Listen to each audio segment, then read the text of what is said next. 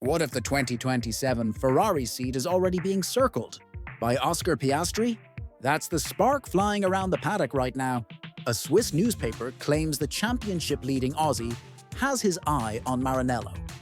And it's not just idle gossip. It lines up with everything we've watched in recent weeks. A dominant McLaren that can't quite hide the tension between two title contenders, and a Ferrari that desperately needs a post-2026 rebirth. Put all that together, and suddenly, the most intriguing move of the next cycle might be hiding in plain sight. Start with the on-track reality.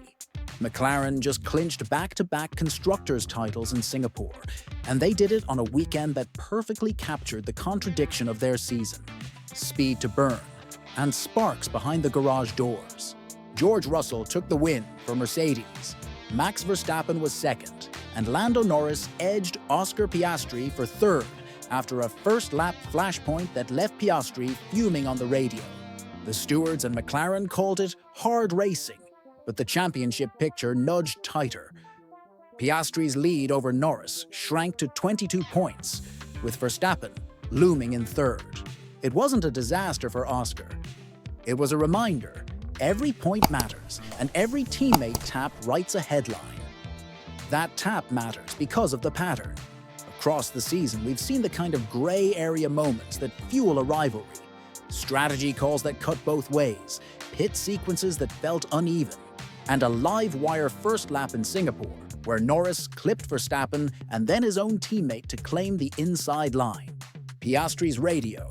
That wasn't very team-like, wasn't theatrical, it was honest. McLaren's leadership stood by the let them race ethos. But even neutral voices in the paddock said the ground rules changed that night. When a team is good enough to win everything, internal trust becomes the invisible lap time. Now layer in the report that detonated the rumor mill. Blick in Switzerland wrote that Piastri is already looking at 2027 Ferrari, and that Ferrari, for their part, are tracking more than one young star, including Brazil's Gabriel Bortoleto. The timing isn't random. 2026's rules reset is the sport's great unknown, and 2027 is the first clear year after teams have digested what worked and what didn't. If either of Ferrari's current drivers, Leclerc or Hamilton, chooses a new direction or retires after 2026, those seats become the highest stakes invitations in motorsport. If you're Piastri, you don't just react to that. In December 2026, you build a runway. But wait, didn't Piastri extend with McLaren until at least 2028? He did. That's what makes this so fascinating instead of far-fetched. Contracts in Formula One are leverage instruments as much as they are forever home declarations. The extension gives McLaren stability and Piastri a salary, but it also gives him negotiating power and time. And if a post-2026 Ferrari seat truly opens, paired with a competitive 2026 spec car, teams will test buyout numbers, option clauses, and performance triggers.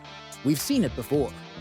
Where there's mutual will and a check, there's often a path. So why would Piastri even consider it, given McLaren's power right now? The public answer is simple: legacy. Ferrari remains the sport's most mythic brand, and the post-2026 landscape is a blank canvas. The private answer is trickier. All the small moments that tell a driver whether he's unquestionably the project.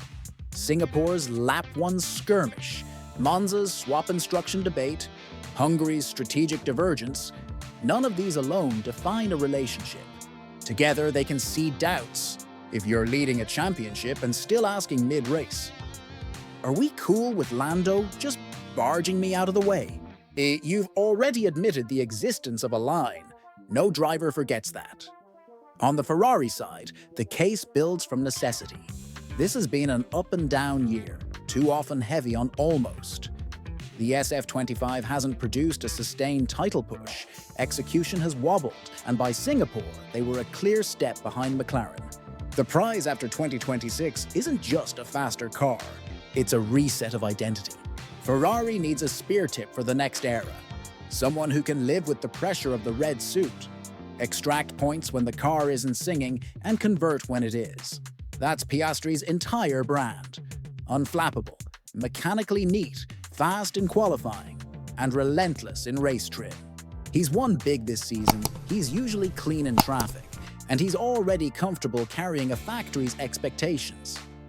There's also the political chessboard. If Ferrari senses either Hamilton opts to stop after 2026 or Leclerc explores options, they won't wait to backfill. They'll build a shortlist yesterday. Blick's reporting that they're watching Bortoleto tracks with the old Maranello instinct. Identify the next elite before he's fully expensive.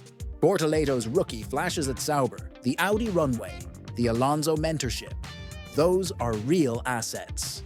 But if the ask is, who anchors Ferrari's resurrection in 2027? The answer has to be a driver who's proven he can carry a title run and absorb the pressurized lunacy of a Ferrari weekend. Piastri fits that job description in a way almost no one else under 27 does. None of this means McLaren is losing him. The counter case is strong. Piastri's entire rise has been supercharged by McLaren's engineering leap and Andrea Stella's calm culture. Even with Singapore's friction, McLaren remains the best-run operation in the paddock on Sundays and one of the most prolific development groups on Fridays. They control the present, and with a head start into 2026, they could control the future.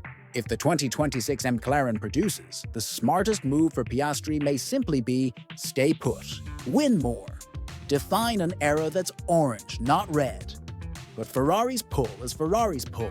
And the context around the Scuderia is what makes this rumor feel different from the usual silly season smoke. Maranello knows it cannot blunder through 2026 and then see who's available. It needs to plant a flag that says, the next generation's apex predator wants to drive for us. And Piastri, watching how quickly a dominant team can be knocked sideways by intra-team friction, will at least keep the Maranello door ajar. He'd be reckless not to. There's also the very real possibility that this is leverage, classic F1 pressure applied via headlines. A public link to Ferrari reminds everyone at McLaren what Piastri expects. Absolute fairness when orange fights orange, clarity when calls are 51-49, and visible protection of a title leader when the first lap temperature spikes to 1000 or so. Drivers don't need to shout favoritism to make their point. They just need the possibility of a rival jersey to exist. So, does he go? Here's the clean answer, and the only honest one right now. It's plausible, not inevitable. If Ferrari exits 2026 with a car that looks like a title platform and one of its current seats opens, Piastri will be near the top of the list, and the interest, according to the Swiss reporting, runs both ways. If McLaren translates its current dominance into the new regulations and the internal trust rebounds, staying becomes the simplest route to multiple titles. The 2027 grid will be written by what happens in 2026, who nails the Enginero handshake, who manages the politics, and who convinces the best young champion in the sport that his prime belongs in their colors. Right now, both Papaya Orange and Ferrari Red are making their early pitches. The next laps will tell us which one sticks.